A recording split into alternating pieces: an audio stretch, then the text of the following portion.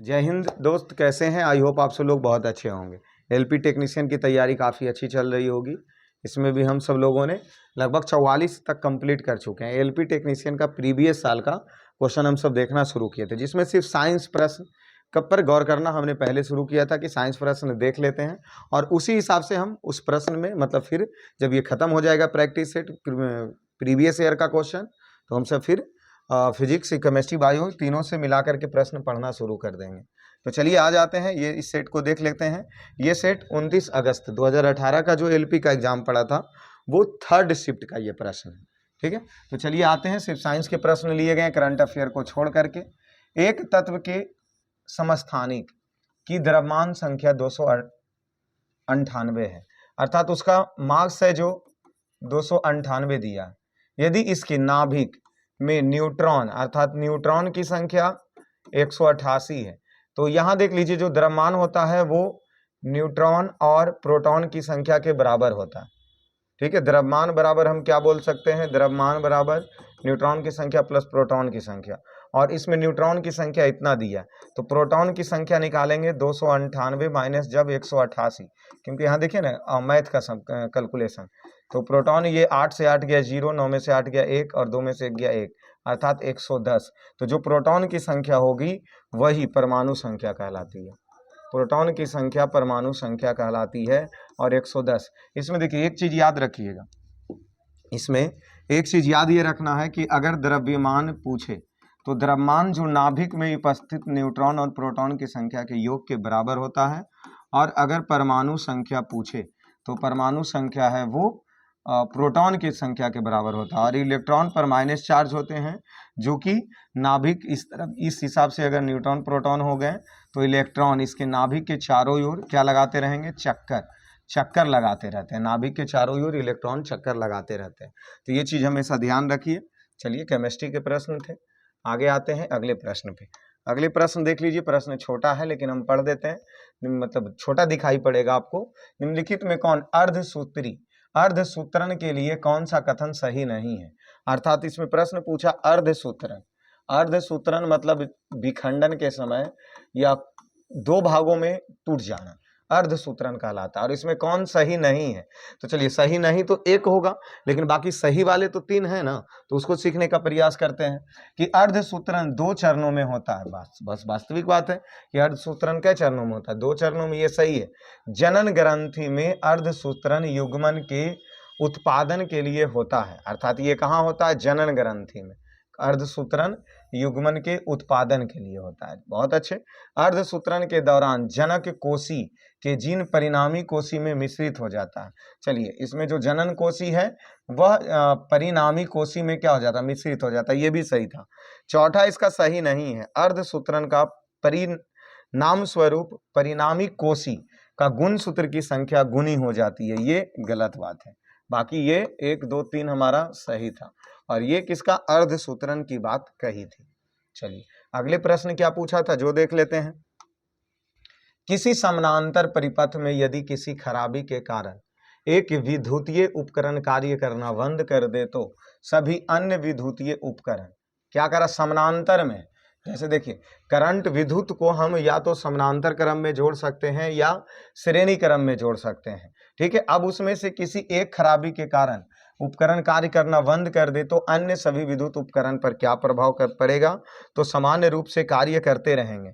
जैसे इसमें देखिए, अगर कोई भी तार या घर में जो समानांतर परिपथ में अगर तार जोड़ा गया है, समानांतर परिपथ में तार अगर जोड़ा गया है, और इसका अगर कोई भी एक उपकरण अगर खराब होता है तो बाकी सभी जो उपकरण जुड़े हुए हैं उस पर कोई प्रभाव नहीं पड़ेगा, वो काम करते रहेगा। लेकिन अगर यही चीज श्रेणी क्रम में जुड़ा होता तो अगर एक उपकरण खराब हो जाता तो वह पूरी घर का जलना बंद हो जाता। जैसे देखते हैं शादी विवाह में जो लरी लगता है, उस लरी में अगर ऊपर का एक बल्ब अगर खराब हो जाए तो पूरा बल्ब लरी ही बंद हो जाता है जलना। तो वो श्रेणी क्रम में होता है, लेकिन समानांतर क्रम में ऐसा नहीं होता। एक अगर खराब होगा तो सिर्फ वही बंद होंगे, बाकी सभी चलता रहेगा। चलिए आगे चलते हैं अगले प्रश्न पे। दिल्ली सल्तनत की पहली महिला शासक। देखिए हमने अभी तक के जितने भी सेट कंप्लीट किए हैं इसमें एक दो हिस्ट्री प्रश्न जरूर नजर आते हैं, एक ज्योग्राफी नजर आता है, तो अवश्य ही इसको भी फोकस रखना है हमें। दिल्ली सल्तनत की पहली महिला शासक रजिया सुल्तान किस राजवंश के थे? तो ये तो दास राजवंश के थे, और दास राजवंश को ही बोल सकते हैं गुलाम वंश, ठीक है ना, गुलाम वंश थे, ठीक है। और ये दास राजवंश के थे रजिया सुल्तान, मुगल वंश नहीं, लोधी वंश नहीं, खिलजी वंश के जलालुद्दीन खिलजी मुगल वंश बाबर स्थापना करता है, और लोधी वंश का बहलोल लोधी स्थापना करता है, ठीक है। और अलाउद्दीन खिलजी वंश की स्थापना। चलिए अगले चलते हैं अगले प्रश्न पर। कर्नाटक सरकार को हाल ही में केंद्रीय सरकार के भारी उद्योगन विभाग में किस योजना के तहत विद्युत चालित वाहनों की खरीद के लिए मंजूरी प्राप्त हुआ? तो फेम इंडिया। ये तो करंट के प्रश्न हो गए, इसको छोड़िए, आगे चलते। जब किसी बंदूक से गोली चलाई जाती है तो इसकी संभावित स्थितिज ऊर्जा किस रूप में परिवर्तित हो जाता है? अब स्थितिज ऊर्जा है जो गतिज ऊर्जा में बदल जाएगा, तभी तो गोली अगर चलाएं तो गोली जैसे ही चलाएं तो वो इसमें स्थितिज ऊर्जा, उस पर अटैक किए तो न्यूटन का तीसरा नियम काम किया और वो पीछे झटका दिया, लेकिन जो स्थितिज ऊर्जा थी वो गतिज ऊर्जा में बदल गया, तभी तो गोली धाएं दोबारा एकदम जा करके लगेगा। तो गोली की स्थितिज ऊर्जा गतिज ऊर्जा में बदल जाती है। क्यों? क्योंकि ऊर्जा का रूपांतरण होता है, ऊर्जा कभी नष्ट नहीं होता। करा सी है जो वक्रता केंद्र वाले, सी वक्रता केंद्र वाले किसी अवतल दर्पण की फोकस बिंदु एफ पर रखे किसी बिंब का प्रतिबिंब संदर्भ निम्नलिखित में कौन सा कथन लागू होगा? देखिए पहले नंबर तो अगर वस्तु फोकस पर रखा है, वस्तु फोकस पर रखा है तो इसका प्रतिबिंब भी फोकस पर ही बनेगा, और अगर वस्तु के आकार का बराबर बनेगा। लेकिन अब हम कथन देख लेते हैं कि कथन लागू होता है। प्रतिबिंब वास्तविक उल्टा एवं वस्तु के आकार से बहुत बड़ा एवं अनंत पर होगा, ये गलत बात है, हमने बड़ा और अनंत की बात नहीं की है। प्रतिबिंब वास्तविक उल्टा एवं वस्तु के आकार से बहुत छोटा होगा और फोकस पर बनेगा, तो हमने छोटा का भी बात नहीं किया, तो ये भी गलत है। प्रतिबिंब वास्तविक उल्टा एवं वस्तु के आकार के बराबर और सी पर बनेगा। क्या कह रहा? सी वक्रता केंद्र वाले किसी अवतल दर्पण की फोकस बिंदु एफ पर रखे किसी बिंब के प्रतिबिंब के संदर्भ में, तो फोकस पर रखा गया तो प्रतिबिंब फोकस पर ही बनेगा, ये तो निश्चित है। प्रतिबिंब वास्तविक उल्टा वस्तु के आकार से बहुत बड़ा और अनंत पर नहीं जी, अवतल दर्पण के फोकस, ये आंसर गलत लिया है, ठीक है। तो प्रतिबिंब वास्तविक उल्टा और वस्तु के आकार से छोटा तथा सी और एफ के मध्य बनेगा, ये कुछ नहीं, ये जो है प्रतिबिंब वह बनेंगे कैसे? तो वस्तु के आकार का बनेगा, ठीक है, और फोकस पर ही बनेगा, और ठीक है, और वास्तविक एवं उल्टा बनेंगे। ये प्रतिबिंब है जो बनेगा कैसा? वास्तविक उल्टा, और फोकस पर ही बनेगा, और वस्तु के बराबर बनेगा, ये कंडीशन होगा, ठीक है। ऑप्शनली मिस्टेक रहते हैं, इसीलिए तो एलपी टेक्नीशियन वाले में नंबर का जो आगे पीछे करना किया जाता है, इन्हीं सब चीज़ों की वजह से किया जाता है, ठीक है। चलिए आगे आते हैं अगले प्रश्न पे। निम्नलिखित में कौन सी सरकार ने हाल ही में पूर्व प्रधानमंत्री अटल बिहारी वाजपेयी के जन्मदिन पर राज्य में गरीबों के लिए प्रकाश और तो विकास किया तथा नामक एक मुफ्त घरेलू, ये तो पुराना प्रश्न हो गया, यूपी सरकार के द्वारा ऐसा किया गया था, तो ये करंट का प्रश्न है, इस पे फोकस मत कीजिए। कोई करंट प्रश्न भी आ जाते हैं, छांटने का तो प्रयास किया जाता है। यूनाइटेड किंगडम में भारतीय मूल के लड़के का नाम बताया जो कि एक दशक में सबसे कम आयु के आवेदक बना, जिन्होंने मेंसा आयु के परीक्षा में सर्वाधिक अंक प्राप्त करने के अल्बर्ट आइंस्टीन और स्टीफन हॉकिंस जैसे प्रतिभाओं को हरा दिया। वो व्यक्ति कौन है? मेहुल गर्ग। अब इसके बारे में हम इसको याद रख सकते हैं कि अल्बर्ट आइंस्टीन और स्टीफन हॉकिंस जैसे प्रतिभाओं को भी हरा दिया, और वो यूनाइटेड किंगडम अर्थात इंग्लैंड के में रहते हैं, लेकिन उसका मूल है जो वो भारतीय मूल का लड़का, उसका नाम क्या था? मेहुल गर्ग। तो ये तो गर्भ वाली बात है, इसीलिए मेहुल गर्ग को हम याद रखेंगे, ठीक है। ग से गर्ग, मेहुल गर्ग। चलिए, क्या बेकिंग सोडा रासायनिक रूप से बेकिंग पाउडर से अलग होता है? तो इसमें हाँ बोला गया, क्योंकि बेकिंग सोडा सोडियम बाइकार्बोनेट, जबकि बेकिंग पाउडर सोडियम बाइकार्बोनेट और टार्टरिक अम्ल का मिश्रण होता है। जैसे देखिए, बाजार से जो हम खरीदते हैं वह बेकिंग पाउडर खरीदते हैं, ठीक है ना, बेकिंग पाउडर खरीदते हैं। जैसे जो खाने वाला सोडा है ना, उसको ही हम सब बेकिंग सोडा बोलते हैं। अब बेकिंग सोडा का ये हो गया रासायनिक नाम सोडियम बाइकार्बोनेट, ये हो गया इसका रासायनिक नाम हो गया सोडियम बाइकार्बोनेट। बेकिंग सोडा खाने वाले सोडा का रासायनिक नाम सोडियम बाइकार्बोनेट। और इस सोडियम बाइकार्बोनेट में अर्थात इस बेकिंग सोडियम क्या हम बोले सोडियम बाइकार्बोनेट में अगर टार्टेरिक अम्ल मिला दें तो वह बेकिंग पाउडर मिलेगा। और बाजार से हम बेकिंग पाउडर खरीदते हैं, ठीक है ना। तो इसीलिए कहा जाए बेकिंग सोडा रासायनिक रूप में बेकिंग पाउडर से अलग होता है। तो अलग होता है, हाँ अलग होता है। क्यों? क्योंकि बेकिंग सोडा जो सोडियम बाइकार्बोनेट है सिर्फ, लेकिन बेकिंग पाउडर सोडियम बाइकार्बोनेट और टार्टेरिक अम्ल का मिश्रण होता है, ठीक है। और बाजार से हम ये खरीदते हैं, ठीक है। ये क्लास 10th में अच्छे से डीपली वर्णन है। चलिए आगे चलते हैं।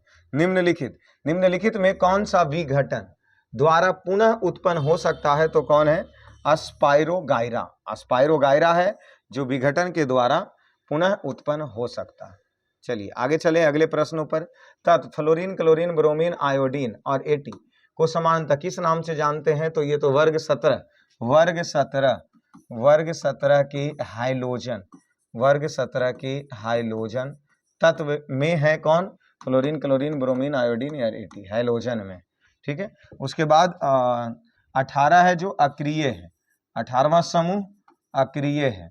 और पहला समूह क्षारीय धातु है, दूसरा समूह क्षारीय मृदा धातु है, ठीक है। चलिए आगे चलते हैं अगले प्रश्न पे। धात्विक ऑक्साइड की प्रकृति क्षारीय होती है, अर्थात वे अम्ल से प्रतिक्रिया करके लवण तथा जल बनाता है। कौन सा? क्या कहा जा रहा है? धात्विक ऑक्साइड है जो क्षारीय होता है, लेकिन वह अम्ल से अभिक्रिया करके लवण तथा जल का निर्माण करता है। निम्नलिखित में से उस धात्विक ऑक्साइड को बताएं जो अन्य से भिन्न है। मतलब तो एल्युमिनियम ऑक्साइड है जो मैग्नीशियम, सोडियम और कैल्शियम ऑक्साइड से क्या है? भिन्न है। एल्युमिनियम ऑक्साइड के साथ ऐसा नहीं होता। चलिए आगे चलते हैं। अगले प्रश्न आ जाइए। क्या करा? घटती हुई प्रतिक्रिया के क्रम में व्यवस्थित आम धातुओं को इस प्रकार से जाना जाता है। कौन सी धातु में जो घटते हुए प्रतिक्रिया के हिसाब से, तो उसको गतिविधि श्रृंखला के नाम से जानते हैं, गतिविधि श्रृंखला के नाम से जानते हैं। ऐसा प्रश्न पूछा था। चलिए आगे देखते हैं। निम्न में से कौन सा संयुक्त राज्य अमेरिका का एक द्वीपीय राज्य है? कौन सा राज्य? हवाई द्वीपीय समूह, हवाई द्वीपीय समूह, ठीक है। चलिए आगे चलते। निम्नलिखित में से किसका उपयोग सिरका तैयार करने में किया जाता? प्रश्न आसान है, एसपीडी का प्रश्न। एसिटिक अम्ल, ये तो नजर ही आते हैं। सिरका किससे बनाया जाएगा? एसिटिक अम्ल से। चलिए भारतीय अभिनेत्रा आलिया भट्ट को राष्ट्रीयता क्या है? तो आलिया भट्ट का जो ब्रिटिश है, अर्थात भारतीय अभिनेत्री जो है आलिया भट्ट की राष्ट्रीयता, मतलब आलिया भट्ट किस देश की है? तो वह ब्रिटिश है। ये देखिए प्रश्न कितना मजेदार है। आलिया भट्ट ब्रिटिश है। चलिए आगे आते हैं। निम्नलिखित में विकल्पों में आणविक फॉर्मूला यूपीएससी नाम सामान्य रूप से गलत सेट चुने। मतलब इनमें कौन सा गलत है? तो C3H8OH को जो गलत मारा है प्रोपेनॉल, और इसको प्रोपेल एल्कोहल जो हम सब कहते हैं, तो इसमें ये सही है क्योंकि CH3 मेथेनॉल और OH जुट गया तो मेथेनॉल, CH3। उसके बाद C2H5 तो एथेनॉल, क्योंकि एल्केन है, ये एल्केन से एक कम है, देते हैं 2 दूना 4 1 5 है।